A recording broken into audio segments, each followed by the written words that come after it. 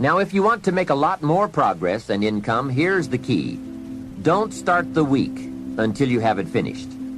Of course, it is more challenging to finish a week than to finish a day, but the pay and the results are so exciting, you won't mind the challenge. And if you want to make a lot of money and big success, don't start the month until you have it finished. That one is a stretch, but high in reward. Now, if you want to start walking among the heavyweights, here's the key. Don't start the year until you have it finished. I don't want to kid you. This one is difficult. It's reserved for those few who do and become the superstars in accomplishment, enterprise, wealth, influence, and lifestyle. It's a high road of sophisticated disciplines, but I'm positive you will like the view and the taste and the company. A game plan is merely a spreadsheet for your activities. It can be a game plan for a day, a week, a month, a year, several months, or several years. And a game plan can be for a single project or for a variety of concurrent projects. Here's how it works. On a sheet of graph paper, you make vertical columns for the weeks or months that this plan is to cover. Then, on the left side of the paper, you make a heading called Activities. Under this heading, you list all of the activities to be performed within that time frame. Let's say that part of your business requires providing ongoing training programs for your employees. Under the column marked Activities, you merely list the various training programs you wish to conduct for the next 12 months. Then under the vertical columns for each month, you block off particular periods of time for these training classes. Game plans can be used to help you plan almost any aspect of your business or enterprise. They can also be used to help you organize all areas of your life, from investment plans to reading plans. Game plans are particularly useful when it comes to scheduling family time, vacations, special weekends and trips, and so forth. Everyone who is important to you wants to see where he or she is on your game plan, especially if your business often requires you to spend a lot of time away from home. And remember, there's nothing like a visual plan. It's so much more effective to be able to show members of your family where they are on your game plan, as opposed to merely telling them in conversation. Now, a game plan can be as detailed as you wish, and please be forewarned now that you are probably going to tear up several before you get what you want. This is something you have to work with. Every game plan must be tailored to fit a particular need.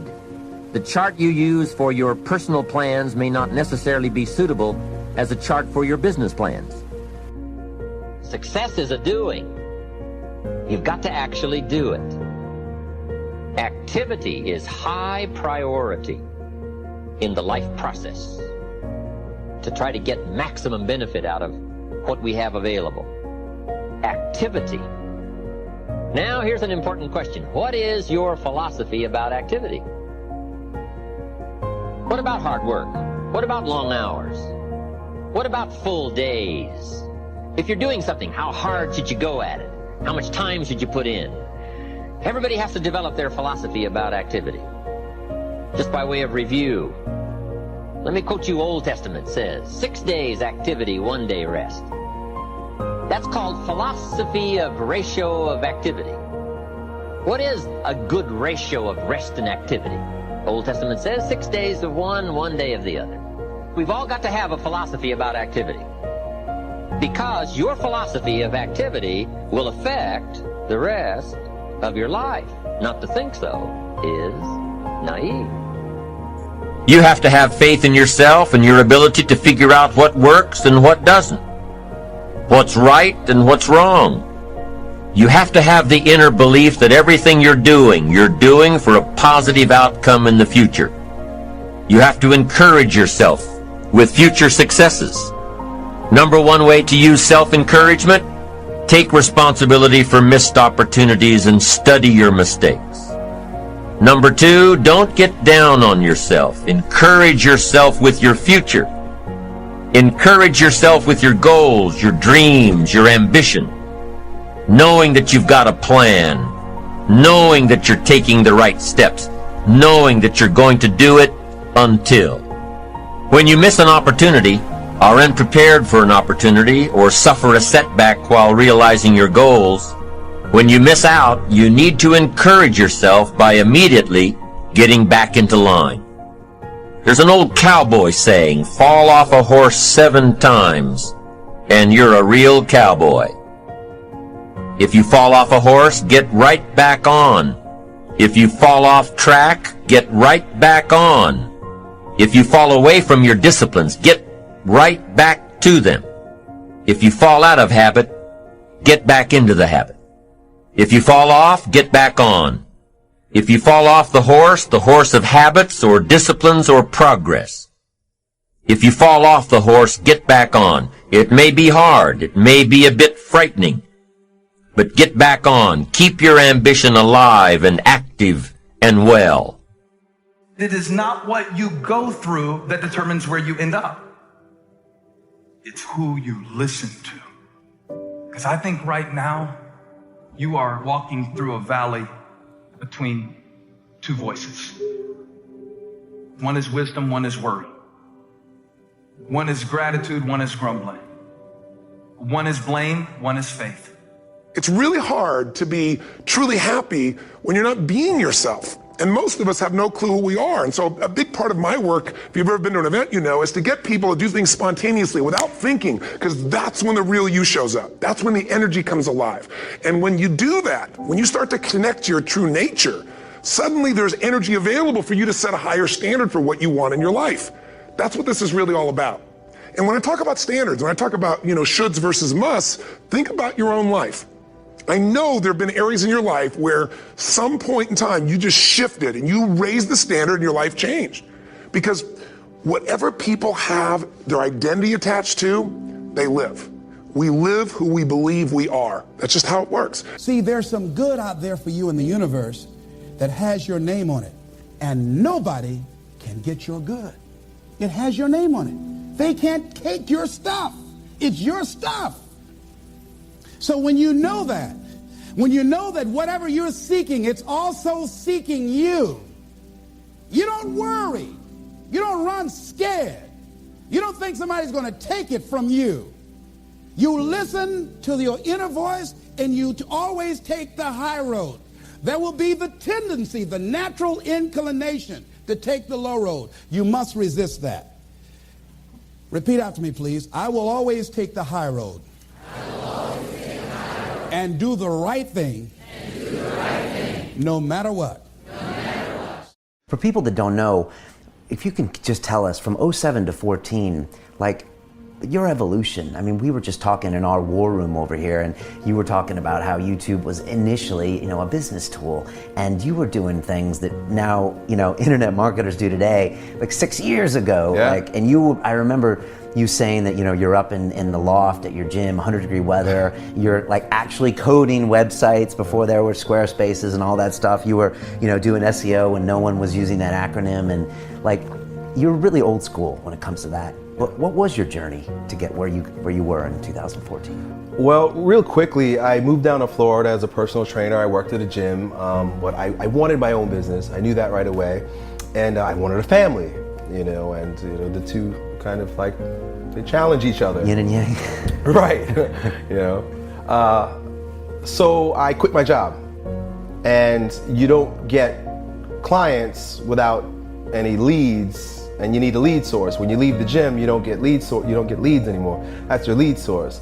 So I quit, and I knew right away, I was like, I gotta get on the internet, because the internet is where people go to find personal trainers.